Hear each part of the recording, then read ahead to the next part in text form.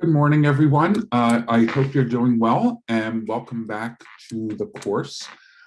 Today, I want to just do a little bit of a review of the key takeaways from session 1 and talk a little bit about where we're going into session 2. I hope by this point you have had a chance to read through chapters 1 and 2 of the Terrell book. You may find that, depending on where you are in your process, you may find some of it sort of old hat in that you've been doing it. And some of you may be more inclined to say this is new information for me. In this course, because you're in different places, what I try to do is make sure that everyone is access to the same information so that you can move forward no matter where you are. I also am very sensitive in this course that it may seem like we're starting out really slow, but we're not.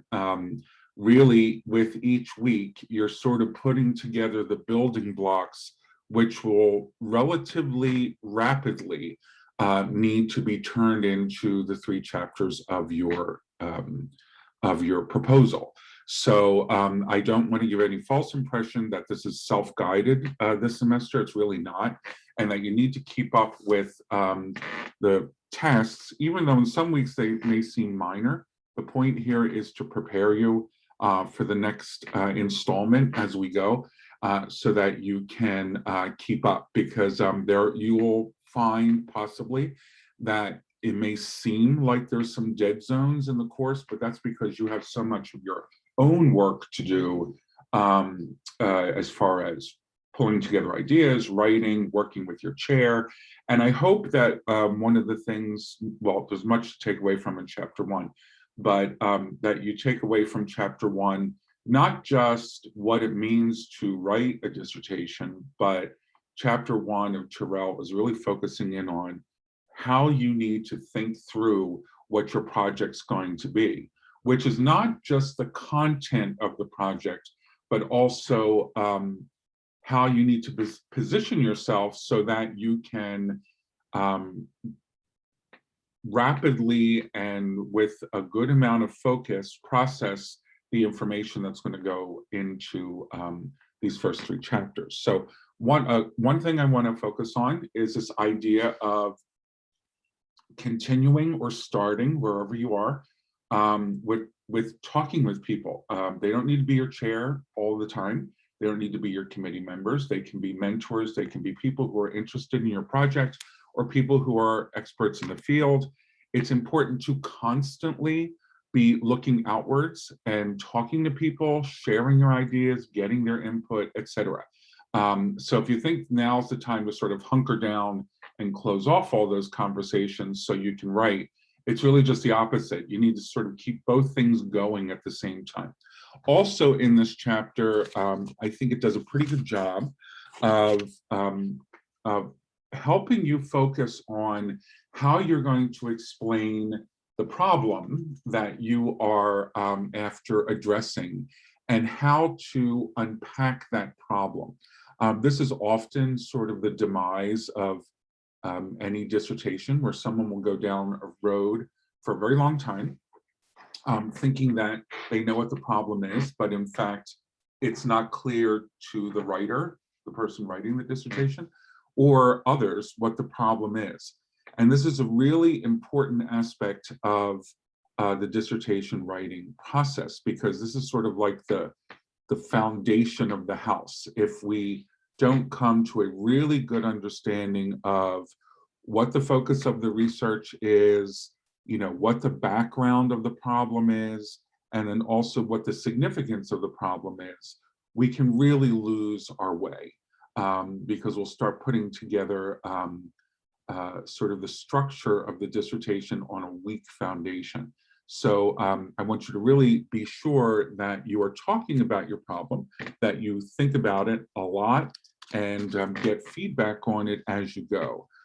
Also in that chapter, there's some important notes, I think, about the characteristics of a good problem. I'm just looking at the chapter, it's on page 8. And I think these are really helpful. your problem needs to be interesting to you, of course, but it also needs to be a manageable project. I've seen a lot of projects where I've had to say either to students or I've questioned myself as a reviewer, saying, this is way too much to manage, cut it back, make it into what I always call one study instead of 5 studies. You may have heard other people tell you that already. It's too ambitious. And it's not because it's too much work, it's just too much to do in one study. This is not the pinnacle of your career, your dissertation, it's the beginning of your career. So you may be starting with a study that will be foundational to work that you want to do later. If you need a metaphor, think about piles in your office. Okay, this is a great idea. This is something I'm really interested in, but it has nothing to do with my dissertation, really. Let me put it into a pile, and I get to revisit that at another time. So please exercise this delimitation process. So you're really focusing in on the problem that is not just interesting to you, but is also manageable. You need to make sure, too, that whatever you're planning to set out to do, that you have the background, the time, and the resources to do it. This is a very important thing, and things you should give some thought to early on. You know, is this something that I'm just really interested in, but I really have no background in, and I'm going to have to read, you know, thousands and thousands of articles to sort of get up to speed? Do you have the time for that? How are you going to complete the dissertation based on any number of practical and impractical issues, like my work schedule, you know, relationship with family and other people? You know, am I going to be able to reach, for instance, the sample that I'm going to need to collect the data for this particular project? You need to think of these things up front, because otherwise you create a problem that's you identify a problem that's unmanageable, and you're not going to find out till 6 months from now, maybe even a year from now, if you sort of started off in the wrong place. So I don't mean to make you nervous, but now is the time to really zero in on that problem. Talk to your chairs, talk to the people that are in your circle that are helping you identify this problem, because it really is going to have long-lasting effect on the rest of the dissertation. Number 4 in those characteristics is the problem can be researched through the collection and analysis of data. That is always my biggest question to any doctoral student when they're putting together a dissertation. What data do you need, and what analysis do you need to do to answer your research questions? And you'd be surprised how many people sort of fumble with that, because they haven't thought that far in advance. So if you're identifying a problem, constantly be asking yourself, do I know the data that I need to inform this problem? Do I have any idea what sort of analyses I'm going to need to employ to make sure that that data informs my research questions? The last thing you want to do is stare chapter 3 in the face and say, I have no idea how I'm going to research this problem. We don't want that to happen. Now is the time to think about it, even if you don't know what the exact techniques are going to be. That might be a little more granular, but think to yourself, what sort of data do I need? Do I need to talk to people? Do I need data sets? Do I need to access, for instance, a medical record or something like that? And think about it. What's the feasibility of all that? Say I want to use some instrument, or I want to collect data in some other part of the world. I mean, these might not apply to any one of you, but you have to give that some thought and say, you know, is it possible for me to have the money and the resources and the time to travel someplace, even if it's on the other side of the country, to collect data? Ask yourself these questions now, okay? You also need to give some thought, because we are talking about science here. What are both the practical and theoretical implications of what you're doing? Sometimes we're only worried about the practical implications. This is, I found in working with clinical specialists over the years, that you're sort of hardwired to want to say this is going to result in a treatment, it's going to result in an intervention, it's going to result in, you know, and that's fine. There's nothing wrong with that. But what does it contribute to the science of what you're doing? not just the practical outcome. And sometimes it's a theoretical outcome too that's just as important, or a methodological one even, where you are trying a technique that has not been used before in solving this problem, and that in itself is the takeaway, or one of the major takeaways that's inclusive of your findings or what you're actually researching. And then lastly, Terrell talks about the ethics to investigate the problem. I actually find this is less of a problem when I'm working with clinical translational folks, because we are so trained early on in our professional training about ethics, but you still have to give that thought. And I doubt highly that anyone here is planning on doing a study that's unethical or on the verge of being unethical. Plus you've had training and you understand completely what the differences are. But it is important to note that these are all considerations that you need to think about now, and they're in relation with the problem, not necessarily the methods, which sometimes people think they are really tied more so to the methods. I argue that it's really, and so does the book, that it's really tied more to the problem. So let me just step away for a second and say, this is why I started off by saying this course may seem like it starts off slow. Actually, what I'm trying to do is put a very firm foundation down so that you can continue to build and not have to unbuild to rebuild, because that can present some problems and delays, and probably is going to take you off whatever timeline you might have yourself on, okay? Just a note too about the teams or the dyads that you'll be working in. The idea here is to have a lifeline with somebody who you can say, hey, am I doing this right? Or would you take a read of this? Or, you know, how did you format this? You know, or whatever the case may be. It's somewhat settled now. There's 10 folks, and these are the dyads. I encourage you to utilize whatever way you'd like to work with each other to ensure that you are actually supporting each other in what you're doing, okay? Let me go to the next class session, which is what we're starting on Thursday. So now that you have sort of read about the bones in chapter 2 of the book, about what your chapter 1 will look like, sorry about that. Now we're going to move to chapter 2 and 3 of the dissertation. Now, when we go into this week, I think this is where people start to get a little antsy if they don't feel like they have something for every one of these sections. Some of you might, others might not even thought about it. But the reason why I have you go through this process is so that you can familiarize yourself with the sections of the dissertation that are going to need attention. So just by the act of putting together the formatting, it will help you understand the different pieces of the dissertation that need to be constructed, and how, and also I think the differences between sections, like what's the difference between the significance section and say the background section, or whatever the case may be. It helps you sort of get familiar with these components. And again, I know some of you might be further ahead, and even if you are further ahead, it's a good check to see if you're following the guidelines appropriately. In the handbook for the PhD program, in the appendices, we've tried to sketch out for you as easily as possible the sections of the dissertation. Also, if you're using APA format, well, you will be using APA format. If you're using a template that goes along with APA format for dissertation, they float around the internet. If you want to use that, that's fine. Check it against the requirements of the program.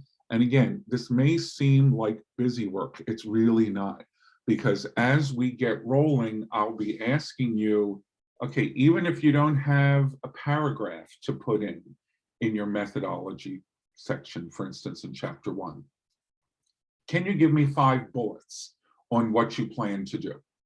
Okay, This is going to help you fill it out.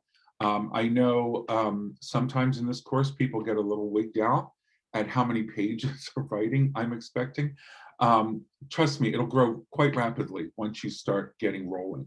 And even if by the end of the semester, you don't have it fully written, but some sections are still in bullet form, that'll still give you sort of a template in which you can go back and enhance your writing as we go, okay?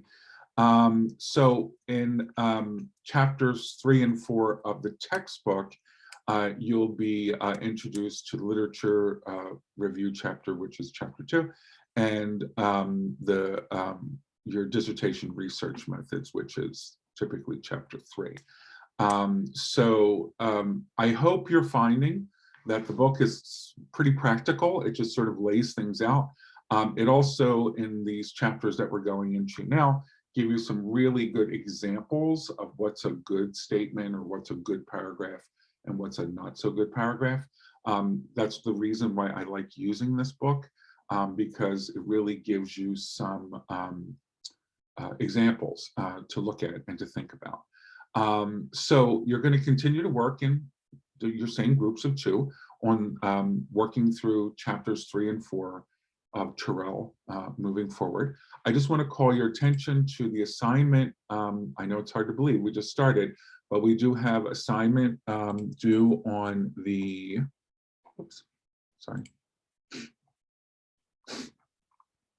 on the 9th. The 9th doesn't seem like it's very far away, but what I'm looking for is an outline of the major components of chapters 1 through 3. What that means is I'm looking for that outline, that format that you're going to put into place, that you are either going to be able to populate soon because you have some work done already, or you're going to be populating over the semester. This assignment will probably range for different people from just an outline of the first 3 chapters, the way it follows in that appendix and by APA formatting, or it may be more pages than that because you've already done some of that work. Both is acceptable. I just want to make sure that I start everyone off at that sort of baseline, and then you will see with not too much more time, you're going to need to start to populate that. So in assignment 2A, you're going to be providing, which is not much later than assignment 1, some of those chapters filled out, and in bullets or in writing or whatever you're doing. And then it's by July 14th where we're looking for sort of the fuller version. I always look in this course for development and progress.